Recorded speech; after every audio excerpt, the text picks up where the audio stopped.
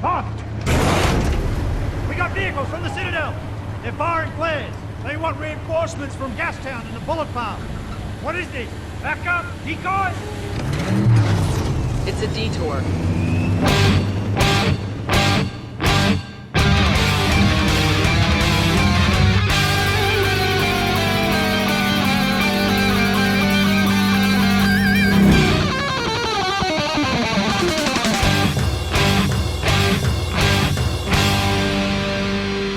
Welcome to the Mad Max Minute, the only podcast with a flair for watching Mad Max Fury Road 1 minute at a time. I'm Rick. And I'm Julia. And today we're watching minute 19, which begins with Max probably wishing he had some goggles right about now.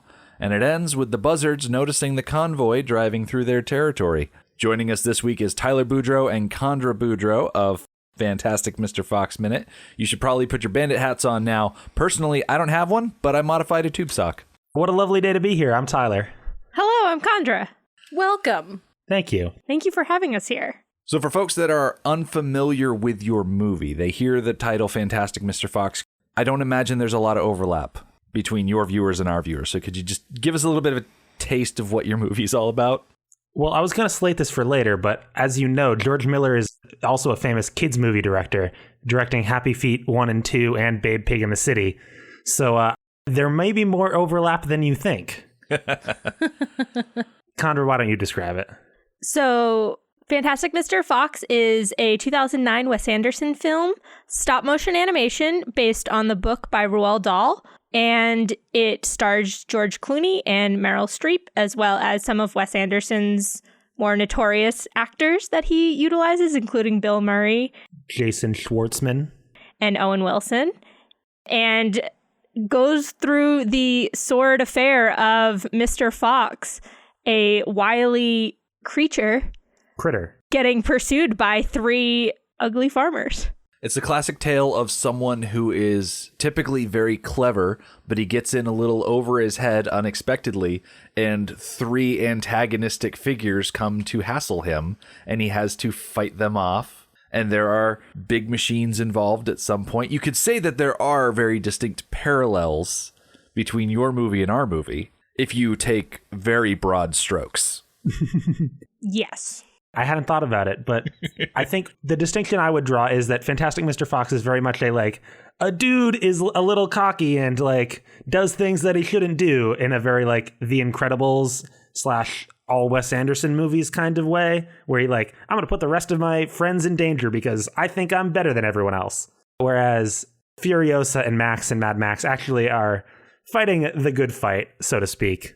I can't remember the last time I saw Fantastic Mr. Fox. I don't think any of the farmers were taking woodland creatures as slaves and war fighters and anything like that. So, like I said, when you start using anything other than broad strokes, it starts to fall apart. Yeah. There is a hostage situation in Fantastic Mr. Fox, too. So we do have that going on. But I wanted to bring up the parallels because as we start off minute 19, the first thing we see is the tail end of a shot with Nux and Slit speeding away. But the first thing we really see in this minute are a couple of seconds of Max tied to the front of the car, and he is dead center frame with a very symmetrical looking shot, and it feels very Wes Anderson-y to me. I see. That is definitely one of Wes's signature shots, so I didn't think about it at the time. There's also that color palette. Fantastic Mr. Fox is a very orange color palette, very autumnal color palette, and this definitely has that.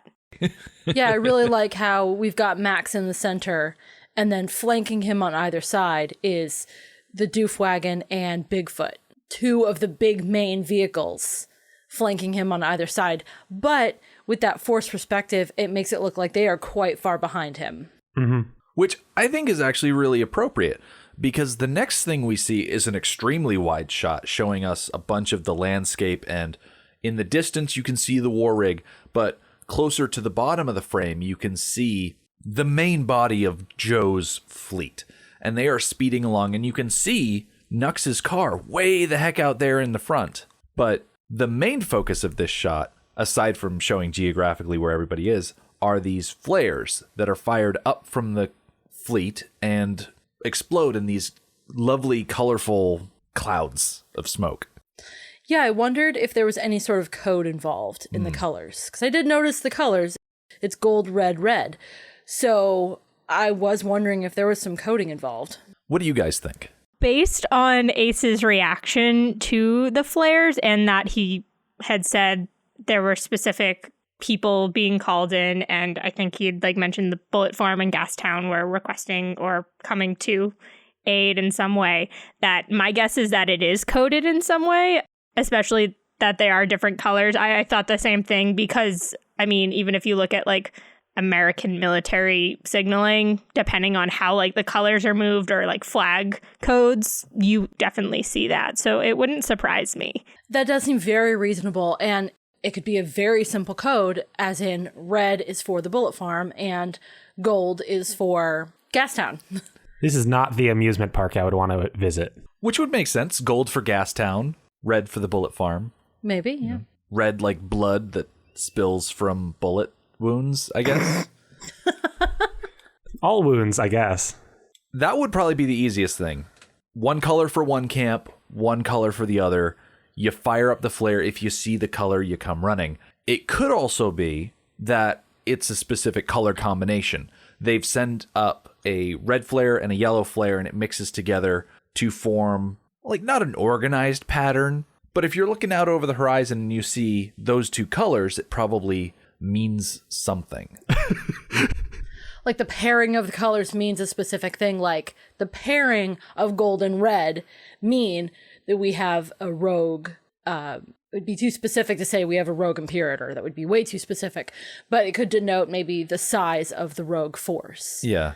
We have a rogue force that is between 5 and 10 vehicles. It's like Chandra said, similar to nautical flags. Yeah. Different colored flags mean different things, and different combinations of colors denote different instances of things happening. Yeah.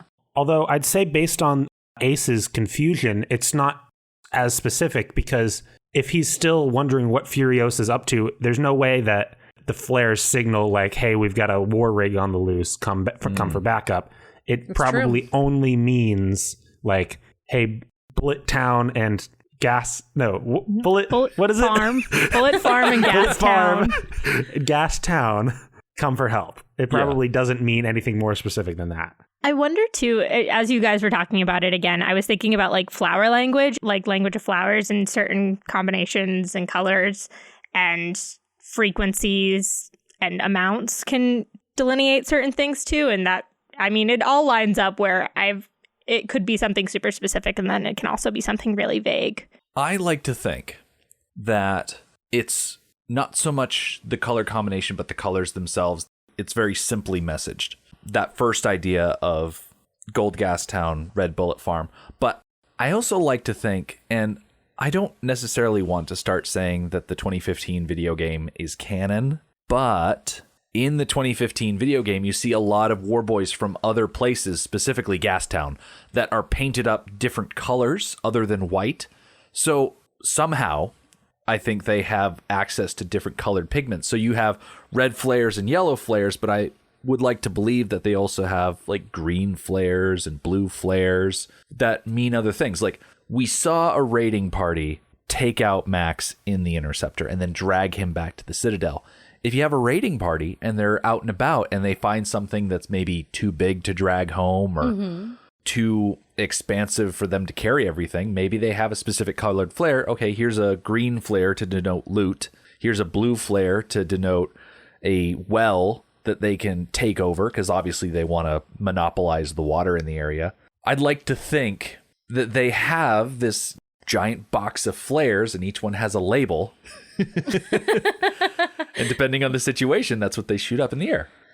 I think it's easy to say that this is a relatively, compared to us, primitive civilization, but they're already using Morse code, so why can't they be sophisticated enough to use other forms of coding?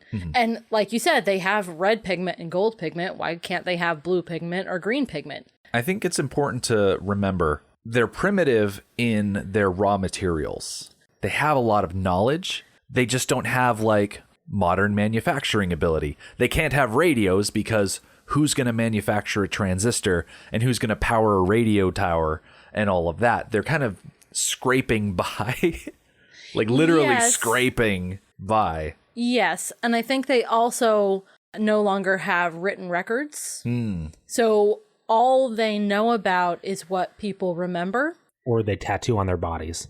Yes, and tattoo on their bodies. So all they have is their own relatively recent rudimentary records, which we definitely saw the results of back in Thunderdome with the language in the waiting ones. They didn't have written records anymore. They were just kind of going with what they remembered, and it got twisted. So the same problem could happen when they're trying to remember, you know, we used to have this thing and it was really great for long distance communication, but I don't remember how it worked and I don't remember what it was called, but we're going to wing it. So some of the really basic stuff like Morse code, they've got.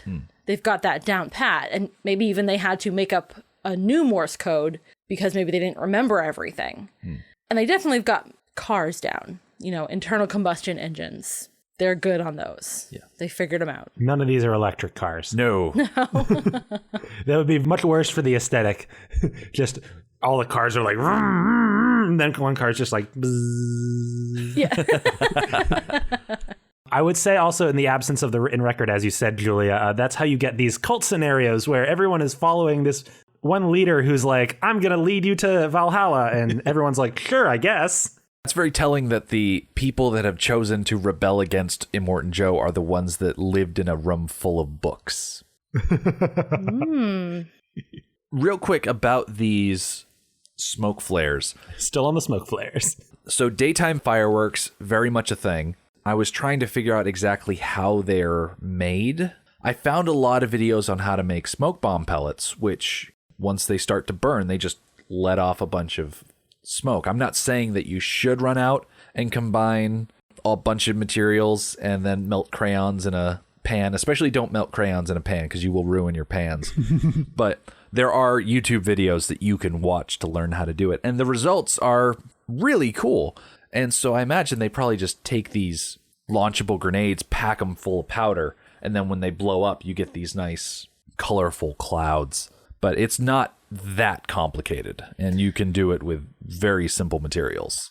I imagine they're probably getting their pigments from plants, specifically the plants that they are growing at the top of the citadel. Like dehydrated, ground up, and then turned into powder? Yes. Yeah.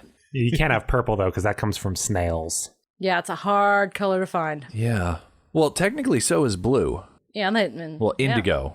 Yeah. Indigo is hard to find.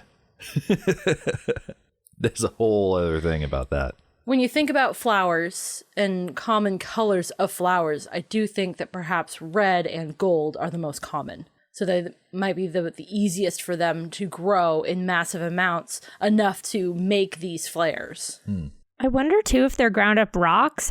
Yellow can commonly come from like potassium, like elementally, and that can be found in rocks and minerals pretty easily. And same with red, that can be a copper compound, or it can be, what's the other one that turns red? Iron? Iron, yeah. So I wonder, it also very well could be a rock compound. That would also make a lot of sense because they've got a lot of internal workings going on inside the citadel. A lot of rocks. And if they want to expand, they're going to have to break up the rocks, mine them out. Plus, sulfur is also very yellow. Yes. So it could be that the yellow flares are for the bullet farm because they're sulfur colored, and the red flares would be for Gastown because flames? Maybe? Maybe. I'm not quite sure. Hey, it's as good a guess as any. Whatever the specific reasoning behind the colors at hand, as we're watching the convoy drive along, it's the war boy in the fuel pod that first notices the flares, and he calls everything forward, and more war boys start yelling about these flares. And eventually, Ace at the front of the tanker realizes, oh, hey, this is a interesting development that is compounding on the interesting development that we had when we turned off the road in the first place. And so he hops off the tanker, lands on the top of the rig, and he pounds on the roof, and Furiosa has to open up the hatch so she can talk to him. And he conveys the message that Furiosa already knows because she has eyes and mirrors, saying that, you know, the Citadel is firing flares. They're asking for reinforcements. What is this? Ace is very curious. He wants to know what's going on. He wants to be in the loop. He has ideas of what the possibilities could be. I think his downfall is he doesn't shut up long enough for Furiosa to answer him. Everything he has in his head, he just spits it out. And then she can answer him. Where if he just stopped and gave her a moment, she would answer before he even had to finish. Yeah, because Furiosa is a big talker. Right. It makes me wonder if the dynamic that is typically set up between Ace and Furiosa is that Ace will do what you're talking about. He'll rattle off a bunch of possibilities, and then Furiosa will just confirm which one was correct. Yes. It's just not a very productive manager-supervisor relationship. If he would just ask the question, hey, boss, what's going on? She would answer it, and they would have been done in half the time. But neither of them are like that. She's reluctant to answer, and he feels the need to spit everything out in one sentence. So, it works for them. It works. It's just not very efficient. I think it's a very interesting aspect of the storytelling where Ace is very trustworthy of Furiosa. And I'm sure you guys talked about this earlier when they peeled off the road in the first place. But he's going with her because Furiosa is this BA driver who's going to get stuff done. And Ace is going to follow her because, hey, she's the boss. And in terms of building tension, the fact that he still trusts her up to this point is going to make it even crazier when he does finally realize that she's betrayed Immortan Joe and he's got to turn on her. And that's very endearing. I like Ace. He's a good soldier. I really like that he is so loyal to Furiosa. It doesn't even cross his mind that something may be amiss. And he just blindly follows her. Yeah, we've definitely got dramatic irony on our side. We know exactly what the flares are for. We know exactly how much Joe knows and what he's told the other war boys. Ace knows two things. He knows they're heading east. And through this interaction with Furiosa, he knows that it's a detour. Now, something that he might think is going on, and this is not expressed in the movie, it's not expressed in any of the comic books, it's what I assume. If I were in Ace's shoes, knowing what Ace knows, it could be that the Citadel knew about an oncoming attack from a third party, and that in order to keep up appearances, they sent out the war rig on the supply run to Gastown. And so everybody thought, okay, we're all going to Gastown. So when Furiosa turned off the road to head east, and then it was revealed that Citadel's calling for reinforcements, this is a detour, perhaps as part of that keeping up appearances thing, the war egg was sent far out to the east on a detour to eventually go to Gastown. So that way all of the fighting can take place on the main road between the Citadel and Gastown. And this third party, drawn out by the promise of the war rig, would instead be confronted by the Citadel forces with reinforcements from Gastown and the Bullet Farm. So maybe the war rig was bait. Yeah, that is the conclusion that I would draw if I were in Ace's shoes. I think that's plausible. It doesn't really work out that way because the buzzards catch up to the war rig before the Citadel forces catch up to the buzzards. One thing that works in Furiosa's favor is that Ace still doesn't know that they're secretly hauling the wives. Because up until now, the only indication that we have that the wives are even involved in this story is the fact that they're not in the vault. Mm-hmm. And Miss Giddy said she didn't take them. They begged her to go. They're playing the pronoun game. We haven't definitively had anyone say Furiosa took the wives.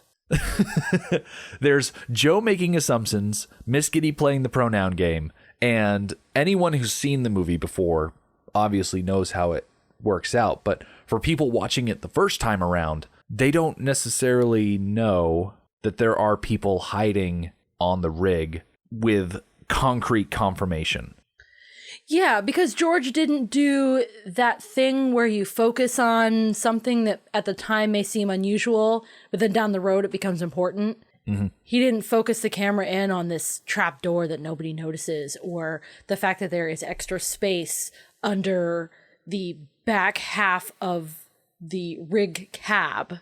He didn't do anything like that. He didn't tease us. He didn't put anything in there that in a few minutes when it is revealed, we're like, oh, that's why that's there. Nope. That I have noticed he didn't do anything like that. He dropped clues for us, but they're so big and obvious that, yeah, you know what's going on. It just hasn't been confirmed yet. Chandra, you just saw this film for the first time. How did you feel about the whole missing wives? I didn't quite understand the vault. So as I was watching it, I was like, what is this talking about? I watched the first Mad Max the other day, and then I watched Fury Road yesterday, and it was one of those things that I had no idea what I was getting into. And I was actually quite confused until it was like, oh, that's where they are. That's what that whole weird vault thing was. It did take me a little bit to actually catch up to the idea that they were stowaways. And I think it is a strength of the movie that it did take me a little bit, and that's okay. And it's actually better storytelling because then it means more in the long run when they're actually active participants. And it's not like the perfect feminist thing, but it's also giving a lot more agency than definitely like the first Mad Max did. And yeah. I haven't seen the middle two.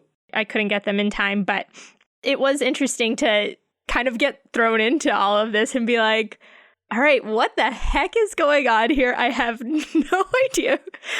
And figure out that these wives were participants and a lot of the men were kind of bumbling fools. Also, there was like military elements to it where just like the blind following of the second in command and how that's kind of a trope that you see throughout military stories where you'll just have this like lieutenant-esque officer who just will be like, yes, I'm going along with whatever my captain is saying. And it's funny like thinking about like kind of the bumbling lieutenant as a trope.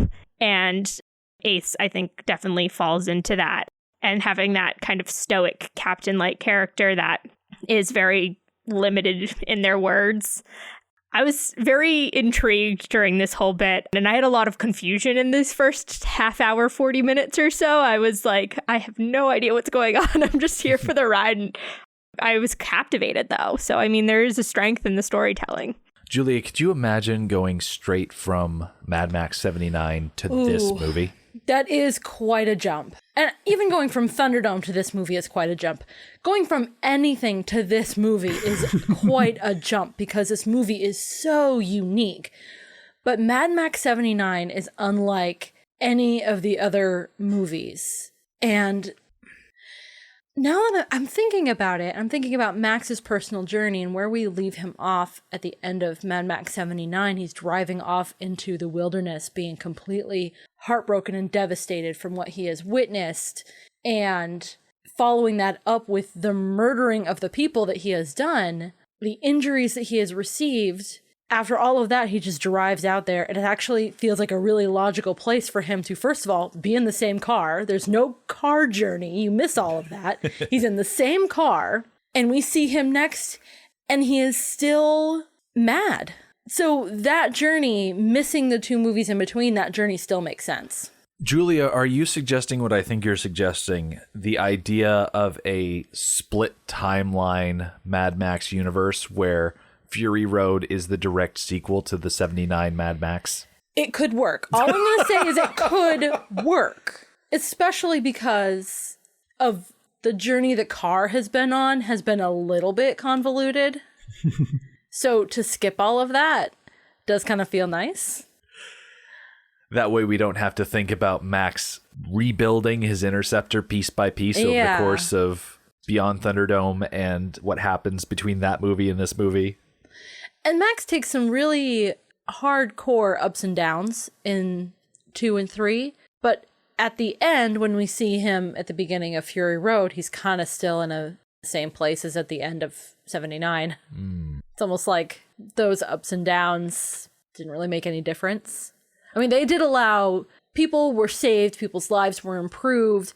He did have happy moments, so it's not like those ups and downs were a waste. I just think at the end, he ended up about in the same place. Yeah. Well, as I think we discussed in that first week, there must have been several downs that happened in the 30-year interim between Beyond Thunderdome coming out and Fury Road picking up. Not that 30 years in the world passed, but... Right. It has been made very clear to us that there are more downs than ups. Yeah. In the intervening years that we have not seen. He really is a Mad Max. Yeah. Although more like Mad Furiosa in this movie, am I right? Because she's like the protagonist. It's crazy. Yeah, kind of, yeah. With Ace pacified with this idea, oh, it's a detour, and he just sort of thinks, oh, okay, that's what the boss says, and we get to see a few more shots of the war rig and its convoy escort driving through the desert, and we go up onto a ridge, and in the last couple of seconds of this minute, a buggy drives up, and it is covered in these rusted metal spikes, and inside are two raider types, and they are speaking Russian, and they say, what is this war rig doing on our patch? And it gets cut off. So this is the first look that we get at the Buzzards. They're a raider group that kind of patrols this area. We'll talk more about them on Wednesday. But before we end for today, Tyler and Chandra, could you tell the lovely people listening where they might hear more of you? Yes. Okay. So yeah, we're Fantastic Mr. Fox Minute. You can find us anywhere podcasts are found. No. Well, not anywhere, but mostly Apple and Google. And just search Fantastic Mr. Fox Minute. We're right there. Our brand name is the Amateur Nerds. So if you want to find us on the interwebs, you can look at amateurnerds.podbean.com. That's our RSS feed, where it's based out of. And you can also follow us on Twitter at Amateur Nerds is the show. We're also on the Movies by Minute website too, just like all the other Movies by Minute podcasts. So if you can't find us on other ways, check us out on that website too. And as for us, come back on Wednesday because Furiosa is going to catch sight of these guys up on the ridge, which tips off the war boys that trouble is close at hand. And trouble it is as the convoy springs a trap and the buzzards descend on them like I don't know, some sort of bird of prey. not like a vulture or maybe like a buzzard perhaps. Yeah, I think so. Yeah, that sounds right. The Mad Max Minute podcast is a fan project by Rick and Julia Ingham. The Mad Max franchise was created by George Miller and Byron Kennedy, is presented by Kennedy Miller Mitchell Productions, and distributed by Warner Brothers. Mad Max Minute is produced and edited by Rick Ingham. Our opening music is Verdi's Dies Irae by Daniel Bautista of danielbautista.com. Our home on the internet is madmaxminute.com. You can follow us on Twitter at madmaxminute, like us on Facebook by searching for Mad Max Minute, and join our Facebook listener group, Mad Max Minute Beyond Microphone. If you'd like to support the podcast, visit madmaxminute.com, where you can see what's in our TeePublic store, join our Patreon, or even donate to the show to help us keep the tanks full. Thank you for joining us for Minute 19 of Fury Road. We'll see you next time.